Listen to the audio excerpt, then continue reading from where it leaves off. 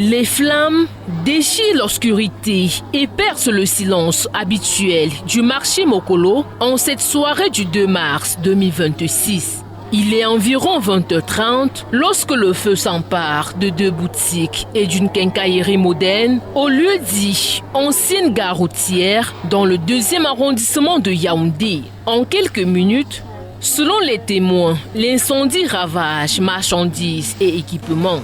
Au petit matin du mardi 3 mars 2026, le décor est inhabituel. Des tas de ferraille jonchent le sol, groupes électrogènes calcinés, machines à coudre, tronçonneuses, pelles tordues par la chaleur, tuyaux fondus et rouleaux de fils consumés, entre autres, témoignent de la violence des flammes.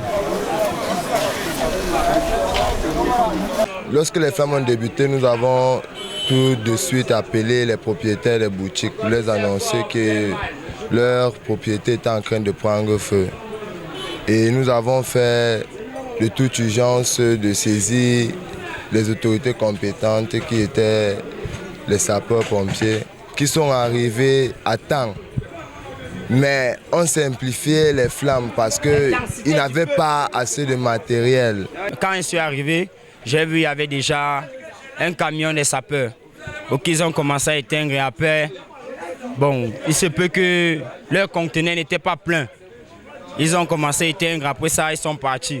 Le feu a repris après eux. Donc l'intensité est montée et ils ont cru que on a cru peut-être comme ils sont partis, c'était pour bien revenir. Le feu est monté normalement. Après on a eu d'autres sapeurs qui sont venus. L'odeur persistante de brûlé flotte dans l'air. Heureusement, aucune perte en vie humaine, mais les dégâts matériels sont considérables. Les propriétaires, visiblement éprouvés, tentent de sauver ce qui peut l'être encore sous réserve des résultats de l'enquête. Un court-circuit serait la cause du sinistre, évalué à plusieurs millions de francs CFA. J'arrive à Carrefour Carrière. À 20h, mon frère m'appelle. Il me dit viens, il voit les feuilles chez moi. Je viens d'ouvrir les portes là. Les deux portes, parce qu'il y a un, je ouvre ça. Je vois les feuilles, c'est déjà ici là. On commençait à baisser l'eau. Ça n'a même pas fait 30 minutes. Ça peut venir.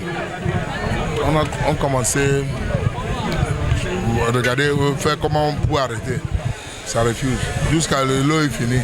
Alors quand la boutique prend feu, je casse la porte du côté avant.